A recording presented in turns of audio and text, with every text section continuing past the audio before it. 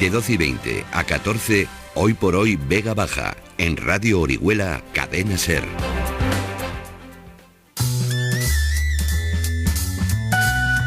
Bien, y antes os decíamos que íbamos a recibir, aquí ya lo tenemos, a Antonio Mazón, que es historiador local y administrador de la página Oriola Vista desde el Puente de Rusia. Antonio, dejamos el programa anterior en Las Salesas. Buenos días, ¿por dónde seguimos días, hoy? Pablo. Hoy, ¿a dónde vamos? Hoy vamos a hablar del espacio que une Las Salesas con el ayuntamiento.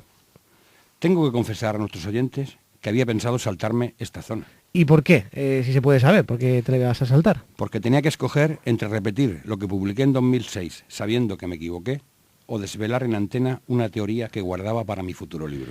Supongo que una vez mencionada, pues no te la vas a pensar guardar, ¿no? No, pero quiero explicarlo bien, aunque necesite medio programa. Esto sería mucho más fácil si nuestros oyentes tuviesen a mano un plano de la zona. Por eso recomiendo repasarlo en YouTube, donde voy alojando todos los programas reforzados con planos y diverso material gráfico. ¿Y cómo se buscan estos programas que dices en YouTube? Solo hay que escribir Antonio José Mazón en el buscador y escoger un programa. Pero no perdamos más tiempo. Hoy quiero decir públicamente que me equivoqué al aceptar que la calle Meca fue la calle del Oaces. La calle Meca. ¿No es esa que tiene una placa en la esquina marcando la casa donde nació el Oaces? Sí, pero te puedo decir con rotundidad que la calle Meca no era la calle del Oaces. ¿Y por qué publicaste esa afirmación que dices que es equivocada? El error mío y de muchos nace de un trabajo premiado en los Juegos Florales de 1900. Obra de Manuel Ferrís, alcalde oriolano de principios del siglo XX, cuya familia era propietaria de Los Ferrís. Este trabajo fue ampliamente difundido en 1904 a modo de folletín por el diario La Vega del Segura. Todos los que luego han publicado sobre el patriarca Oaces se han basado en el párrafo que voy a leer. Sin duda alguna, le bautizaron en la iglesia parroquial de Santa Justa y Rufina, puesto que la casa solariega de los Loaces en Orihuela estaba situada en la calle Meca, la primera a mano derecha, conforme se entra, y que hoy da frente al asilo de ancianos desamparados, de cuya casa resta tan solo como vestigio la puerta principal sobre la cual se ve todavía grabado en piedra el escudo de armas de este noble orcelitano. Bien, Antonio, ¿y qué te hace pensar que el tal Ferrís estaba equivocado? A ver, como todo el mundo, acepté la premisa de que esa casa era la del patriarca Loaces. No teníamos por qué dudar de quien decía haberlo visto con sus propios ojos. Siguiendo los padrones de reparto, me quedó muy claro que la calle Meca fue también la de los Masquefa. Y en los de cumplimiento de Santa Justa comprobé que se mantenían los nombres de Loaces y Masquefa hasta mediados del 18. Dando por cierto lo dicho por Ferrís y teniendo la seguridad de que la calle Masquefa pasó a Meca, deduje que eran dos partes de la misma. No cabía otra explicación, y así lo publiqué en uno de mis primeros trabajos. ¿Y cómo saliste de ese error? A lo largo del tiempo, fui encontrando pistas aquí y allá que complicaban esta teoría. Eran tan solo evidencias, hasta que cayó en mis manos el plano de Pepe Ojeda. He mencionado muchas veces a José Ojeda Nieto y su impagable y silencioso trabajo en el archivo oriolano. Pepe y yo percibimos dos ciudades diferentes. Él se mueve en la Oriola de los siglos XVI y XVII, yo en la Orihuela del XVIII y XIX, pero nuestros trabajos son complementarios. En sus investigaciones, Ojeda sitúa dos calles paralelas, la de Loaces y la de Masquefa. Aquí se confirmaron mis dudas. Me puse en contacto con él y quedamos casi convencidos de que había una calle más ocupada por la construcción del Palacio de Arneva. El Palacio de Arneva, ese es el edificio del ayuntamiento actual, ¿no? El mismo. Pero al comparar su plano y el mío, tal posibilidad quedaba eliminada. Pues como ya he dicho, yo sabía que la calle Meca era Masquefa y sus datos aseguraban que la de Loaces estaba situada más al sur, es decir, más lejos de Santa Justa. ¿Y qué hiciste? Volver a repasar a fondo planos y padrones, desde cero, olvidando lo dicho por Ferrís. Así pude comprobar con rotundidad que desde al menos el siglo XVII hasta 1751 aparecía como calle de Masquefa, y que en el padrón de 1770 comienzan a llamarla de Meca. Los datos coinciden con el de cumplimiento de Santa Justa, en el que desaparece Masquefa en 1766. Luego analicé una docena de registros notariales de la segunda mitad del 17 que amablemente me brindó Ojeda, en los que se mencionan las calles de Loaces y la de Masquefa. Situándolos en mi plano del 18, obtuve las siguientes conclusiones. Loaces y Masquefa eran dos calles distintas y existía una traviesa entre ellas. Lo carrer de Ferrando y Oaces estaba al sur, es decir, más próxima al río, lindando con la Plaza de las Torres, situada donde giraba la muralla, espacio que ocupan actualmente las Salesas. Tenía enfrente una placeta, que coincide con la Longeta de Santa Justa, En la actualidad, casa parroquial y plazuela de las Salesas. Sabemos también que un polvorista compró casa en esta calle, entre las de Togores, que antes fue de los Masquefa, y la que fue de los Loaces. En cuanto a la calle Masquefa, nacía frente a la puerta de la grada de Santa Justa, teniendo en cuenta que dicha puerta fue desplazada al norte posteriormente, como veremos luego, y terminaba cerca del huerto de los Carmelitas, lindando con Ginjoleros. Más pistas. En los padrones de principio del 18, entre la Plaza de la Compañía y la calle Masquefa, aparece otra calle que llaman de Togores, calle que también comunica con la plazuela y casa de esta familia, señores de Jacarilla, cuyo titular era, a mediados del 17, Antonio Togores y Masquefa. Por otro lado, Fernando de Loaces era hijo del médico Rodrigo Loaces y Togores, como indica la luna que muestra su escudo. Así pues, los tres apellidos de estas calles andan revueltos. Por último, os leo la escueta nota de Gisbert sobre la calle Meca. Recibe el nombre de uno de nuestros apellidos más ilustres.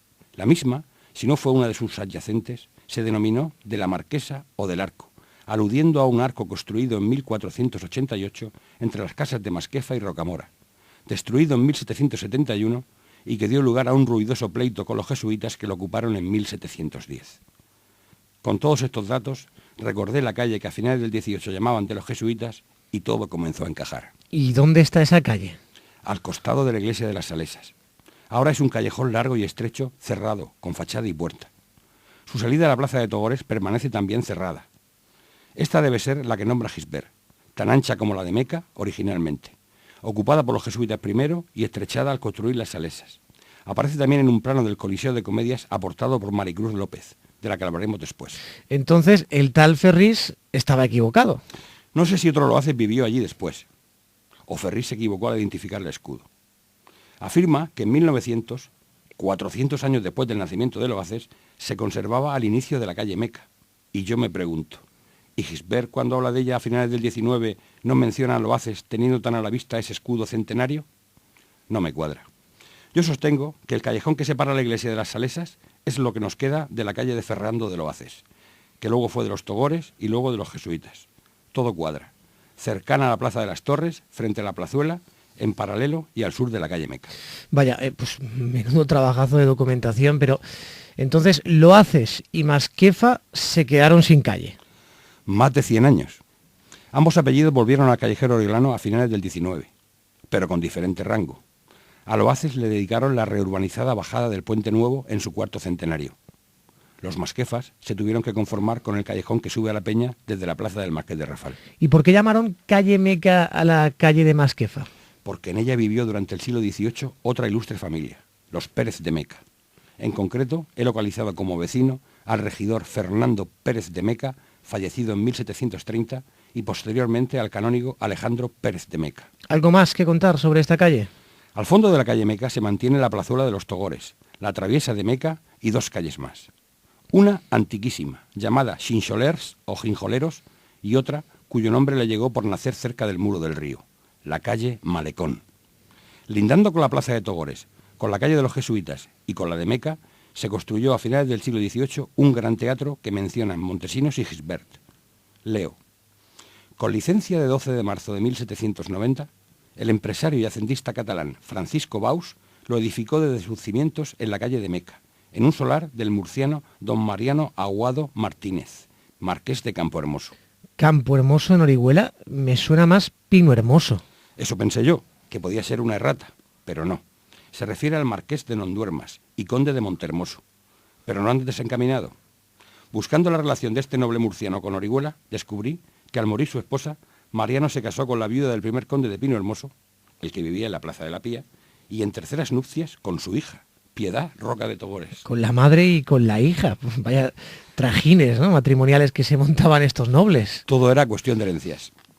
También nos dicen que en letras de oro sobre un arco se podía leer Canendo et ridendo corrigo mores, a expensas de Francisco Baus, año de 1790. ¿Qué significa este latinismo? Cuéntanos. Cantando y riendo se corrigen las costumbres. Esta leyenda aparecía en muchos teatros. Durante el reinado de Carlos III se intentó utilizar el teatro como foco de ilustración, y este abrió sus puertas tan solo 2 años después de su muerte. Y Francisco Baus era un prestigioso empresario teatral que Mariano se trajo de Murcia, con su compañía de cómicos. estrenaron el sábado 21 de agosto con la comedia Las armas de la hermosura. ¿Y qué más nos puedes contar del teatro?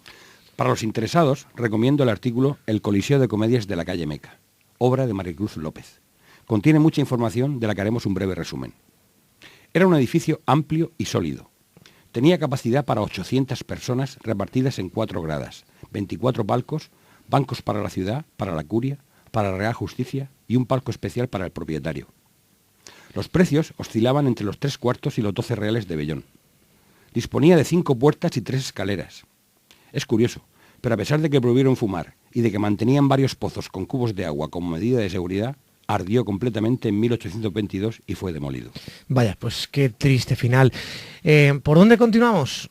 La última calle por hoy es la que llamaban de Santa Justa en los padrones de los siglos XVIII y XIX. Gisbert la delimita muy bien.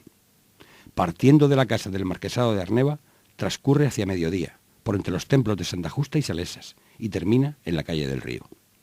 Anteriormente se citaban escrituras como de los Ruisos o Ruises, y también de las gradas de Santa Justa, por los escalones de piedra picada del portal mayor de la iglesia parroquial. La portada que hoy vemos se proyectó a mediados del siglo XVIII para soportar el empuje de un edificio sobrecargado. En su artículo Del gótico al barroco, en la puerta de las gradas, Javier Sánchez Porta documenta el accidentado proceso que llevó a emprender esta obra. ¿Nos puedes hacer otro resumen de esto? Muy breve. En 1749, recién construida la capilla de la Comunión, la Junta Parroquial decidió acabar con las goteras sustituyendo los terrados por tejados, como ya se había hecho con éxito en la parroquia de Santiago. Ya metidos en harina, o mejor, en yeso, decidieron abrir nuevas ventanas e intentaron centrar la puerta practicando un buque en la pared, trasladando así la portada como cosa de una vara hacia Tramontana, piedra a piedra. Un trabajo costoso. No lo sabían bien. El proyecto fue un desastre y muy pronto comenzaron a aparecer grietas. En 1752 estaba reventada y a punto de desplomarse. Consultaron a varios expertos, entre ellos al maestro mayor de la Catedral de Murcia. No había solución. Era necesario demoler lo hecho y reconstruir toda la fachada. El nuevo proyecto fue diseñado por Fray Antonio de Villanueva y ejecutado por el maestro cantero Cristóbal Sánchez. Las obras se mantuvieron a trancas y barrancas desde 1753 hasta 1762, quedando tal y como permanecen, incompletas. ¿Qué quieres decir con incompletas? A simple vista puedes contemplar sin cubrir los agujeros de los andamios, también los capiteles superiores y 4 de los 5 medallones sin desbastar. Estos medallones deberían reflejar la vida y martirio de las santas Justa y Rufina. Hay un detalle anecdótico en esta portada. A ver, cuenta. Sabes que las anécdotas a mí me encantan. El maestro Cristóbal Sánchez se había comprometido a fabricar las 2 impresionantes columnas que flanquean la puerta, de una sola pieza, siendo de su cuenta arrancarlas y traerlas a pie de obra desde la cantera de Abanilla. Tenía de plazo 6 meses, pero pasaron 10 y no pudo encontrar 2 piedras con las dimensiones necesarias. Así pues, propuso, y le fue concedido, que una de las 2 llevase un pequeño añadido, un trocito de piedra imperceptible. Cuando pases por allí, fíjate en la parte superior de la columna de la derecha y podrás comprobarlo. Lo haré, no lo dudes. Y supongo que muchos de nuestros oyentes también. ¿Algo más? En mayo de 1883 se abrió un asilo de ancianos en la esquina de la calle Meca. José Roca de Togores cedió una propiedad a las hermanitas de los ancianos desamparados para que se instalasen. Con el tiempo, el establecimiento se les quedó pequeño y en el verano de 1923 el ayuntamiento les cedió parte de la calle para emprender obras de ampliación. Pero los vecinos no lo permitieron y ante sus justas alegaciones el consistorio decidió dar marcha atrás. Un año después seguían estudiando la posible ampliación del asilo hasta que decidieron trasladarlo a un local más espacioso. ¿Y lo trasladaron al final? Por supuesto, aunque tardaron 20 años. Las obras del nuevo asilo comenzaron durante la dictadura de Primo de Rivera y continuaron a trancas y barrancas durante la República. Iniciada la Guerra Civil, el gobierno pretendió convertirlo en manicomio. Pero acabada la contienda, continuaron las obras y en 1946 lo trasladaron frente a la lonja, al sitio que hace poco han abandonado. El solar del antiguo asilo, con su patio descubierto, fue vendido. En el descubierto se instaló un cine, o mejor dicho, un recinto multiusos, cuyo trazado es ahora el aparcamiento de un supermercado. ¿Y qué cine era ese? Se llamaba Cine Cargen, por los apellidos de sus propietarios, Cardona y Genovés. Era una terraza de verano utilizada como pista de patinaje en invierno. También se alquilaba como teatro, y hasta organizaron en ella combates de boxeo. Luego, En lo que fue el edificio del asilo se construyó otro cine, el Casablanca, duplicando así la oferta con uno de verano y otro de invierno. Pasó el tiempo. Primero cerró el Cargen, luego el Casablanca, pero nacido de su cantina y como recuerdo de aquellos cines, nos queda el buen hacer y el cariño que derrochan Inmaculada y sus hijos en el bar Casablanca, establecimiento al que yo llamo la capilla laica de Santa Justa, por las veces que comparto pan, vino y grata conversación con el páter José Luis Satorre, flamante hijo adoptivo de Orihuela, al que aprovecho para felicitar por su nombramiento y al que dedico este programa centrado en su parroquia. Y con esto me despido por hoy. Pues sí, saludamos aquí al Pater Satorre y a la gente del bar Casablanca, que da muy bien de comer, Muy bien. de los mejores sitios. Lo suscribo. Dices tu capilla, templo de la gastronomía también en Orihuela. Antonio Mazón, de verdad, muchísimas gracias. A ti, Pablo. Como siempre.